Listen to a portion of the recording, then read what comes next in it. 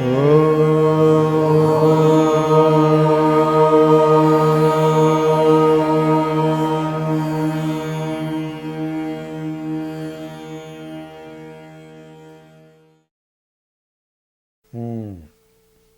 husband and I ask your divine guidance regarding our son.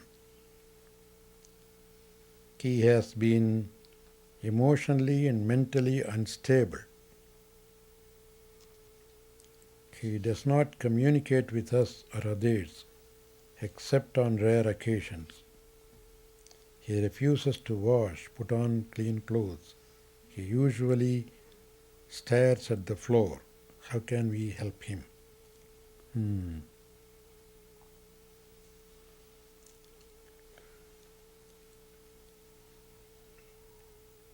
I think there are modern scientific help for such cases. So while letting him receive those helps,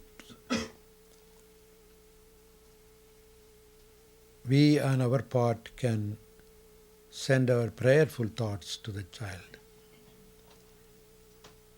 We should know that prayers can work miracles. So sincere prayer by the family members and of course all those who are concerned with the child can send their prayerful thoughts. But that doesn't mean that you should not be doing anything. It's better to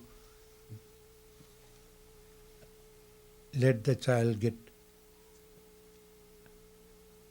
analyzed,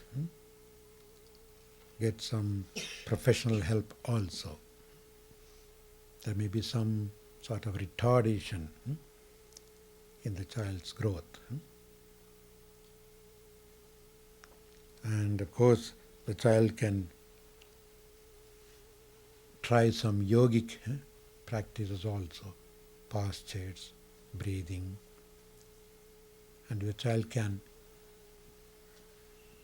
join you in your prayers, chants, not generally just prayer alone, but chanting holy names, holy mantras. That vibration alone will help the child a lot. If the child by himself cannot do it, when the family sits and does it, automatically the child would learn to join the family. So the family can make the child repeat the chants. Because mantra vibrations are very, very powerful. They can rejuvenate all the cells, both physical and mental. So the approach should be both sides, spiritual as well as physical.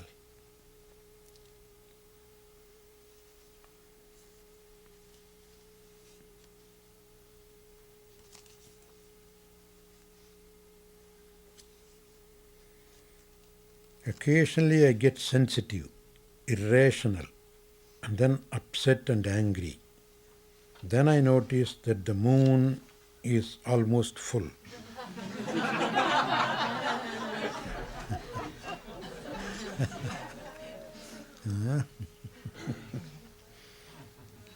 How best can I avoid becoming a lunatic at such times? Why does this happen? Yes, in a sense, we are all lunatics. Yes. As long as we are still working within the mental realm, as long as you put yourself as a mental being, somehow it has a sort of funny connotation also when you say mental being. Yeah? Yeah? He is a little mental case. Where else will the problem be if it is not mental? There is no problem with the spirit. It's all in the mind. Even the body is not a big handicap or hindrance or botheration. The body is more or less an inert thing. It's just a shell. Like without the engine, motor car won't move. The engine is the mind in a way. So it is the mind. We are all beings of mind.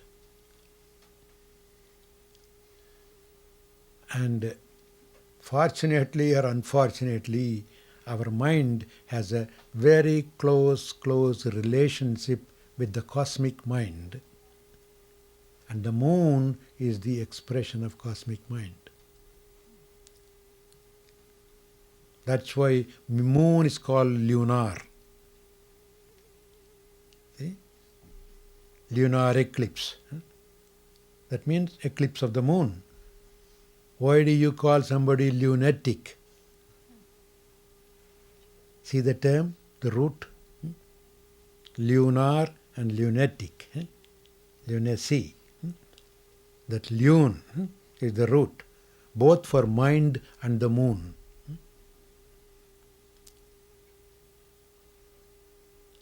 In the Indian language, it's called Madi. Madi means moon as well as the mind. So, in this physical galaxy or solar system, because each body is a solar system by itself, it's called a microcosm. And the outside is the macrocosm. And of course, what we have, this big solar system, the sun, moon, stars, everything, is a sort of in-between macro system, macrocosm. But still much more universal cosm is there. In the same way, if this body is a macrocosm, your cell is a microcosm. Every cell is a microcosm by itself. It has its own sun, moon, planets, everything. An atom has its own galaxy. The nuclear part, the electrons, the protons, they're all, it's almost like a solar system by itself.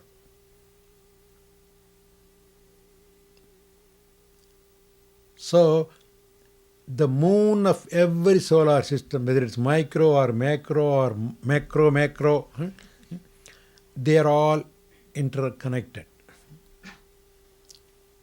Your sun and this sun and the sun of the sun, they are all connected. It is due to this connection the astrologers are able to predict your condition during certain condition of the outer galaxy.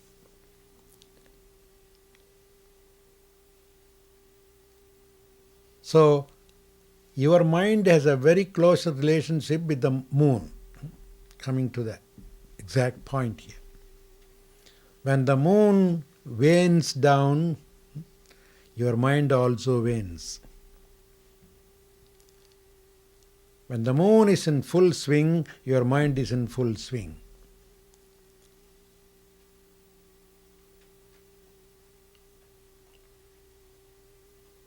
And remember, the full moon is not making your mind better. Whatever you have in your mind magnifies.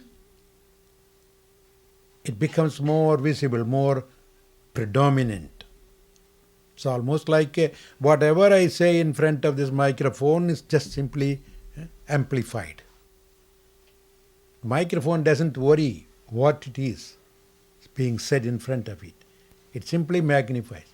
In the same way, the full moon magnifies your mind. If your mind is a sort of irrational mind, On those days you see yourself more irrational. It's not that just because the full moon came you became irrational. No, not so. The moon doesn't have any special interest in making you irrational. You are what you are. You simply expose yourself more on that light. So instead of blaming the full moon,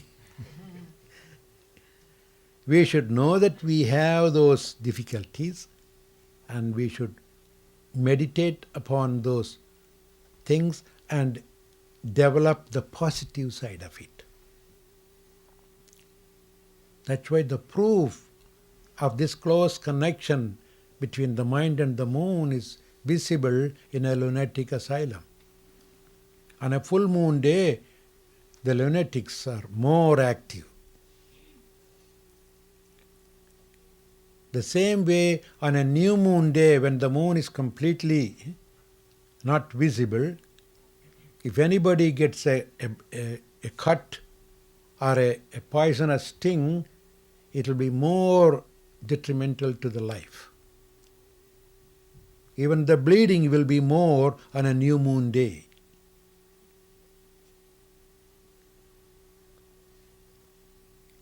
If a snake bites somebody on a new moon day, it is almost 90% death.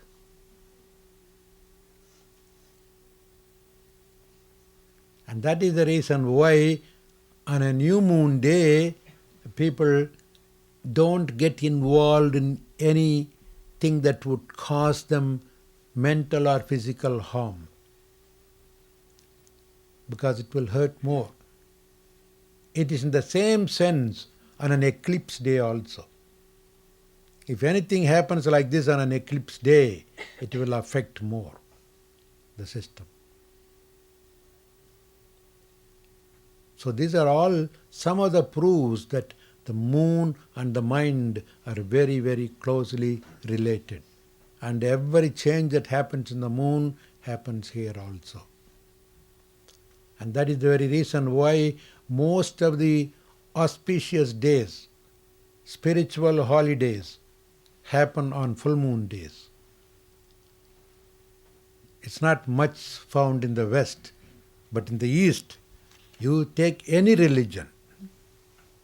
Take, for example, Buddhism. Buddha was born on a full moon day, enlightened on a full moon day. He attained nirvana on a full moon day. So every full moon day is a Vesak day, they call it. They celebrate.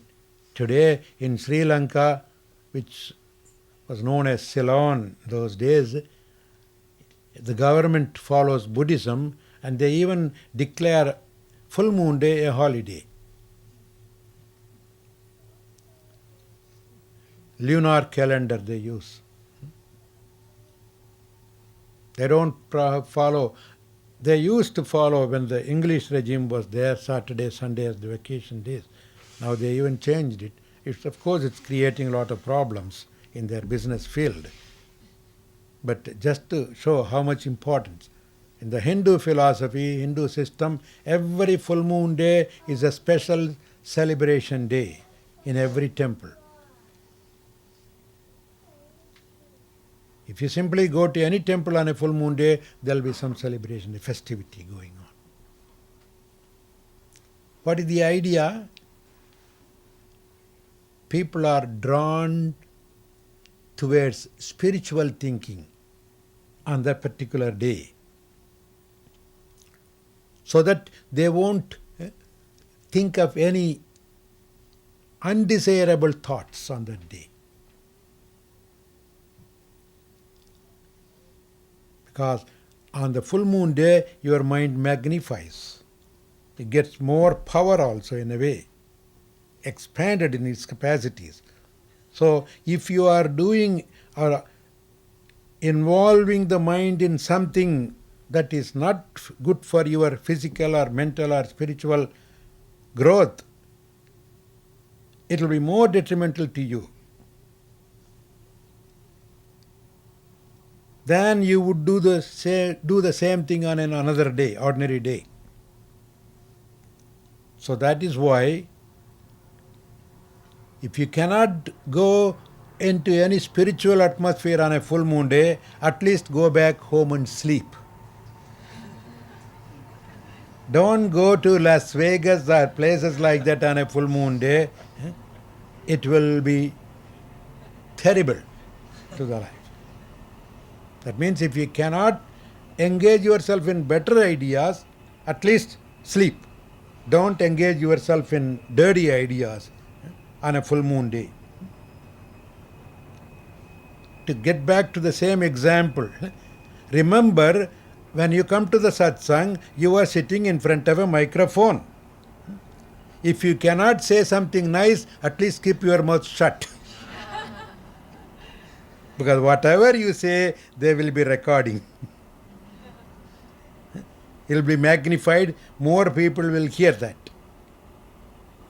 If you are outside the microphone area, even if you say something, only very few people will hear it. You can escape it. And that is what you call the full moon day.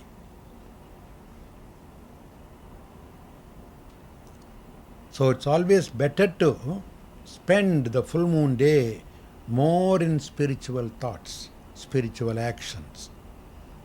Or in other ways, every action should be at least done more in the spiritual sense than simply going for honeymoons and things like that. That's what in the West. In the East, there's no honeymoon as such. The real honeymoon is spiritual moon, temple moon. But in the West, it is honeymoon. See how the full moon is utilized in the East and in the West.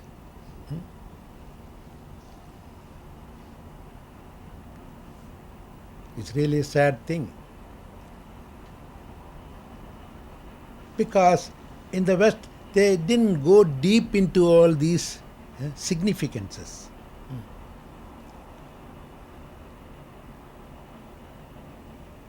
They are modernized, yes. There is a lot of scientific growth, yes. Material growth, yes. But there are many, many minute fields, more deep into the natural living is not still experienced in the West.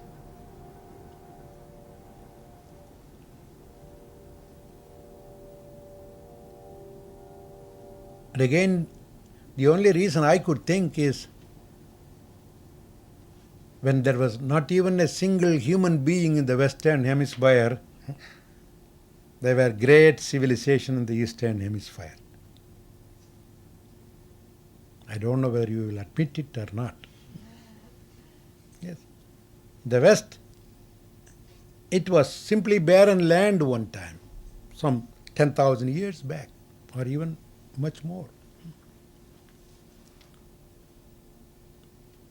The modern science also slowly the origin of humanity is somewhere in the tropical area. The human beings evolved there and then they started spreading out. That's why you see old civilizations there. They have lived longer, several thousands of years longer than us in this hemisphere. So they made all the mistakes and learned. They were able to understand by their mistakes. But the West is slowly learning. Many things, many things.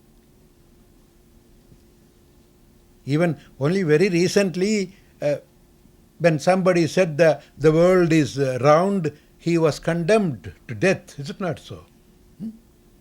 How far ago? Huh? Galileo. Huh? How many centuries back? Huh? 1500. Until 1500, the Western Hemisphere thought that the world is flat. But in the Eastern scriptures, there are quotes to talk about the universe is an egg shape, andam. And this is pindam, another smaller egg, circular shape, sort of oval shape. Thousands of years before, they knew that the world is sort of egg shape. Maha Perandam.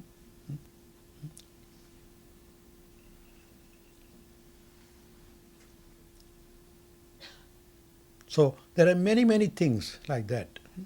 The West, even though such things are presented to the West now, they still want scientific proof. They have to put that in their test tube, and only then they will know, yes, it's true. Astrology, for example, thousands of years old. And they were able to predict exactly when a comet will appear,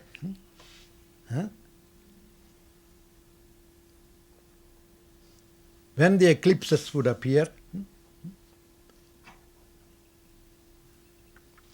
They had mathematics for all that.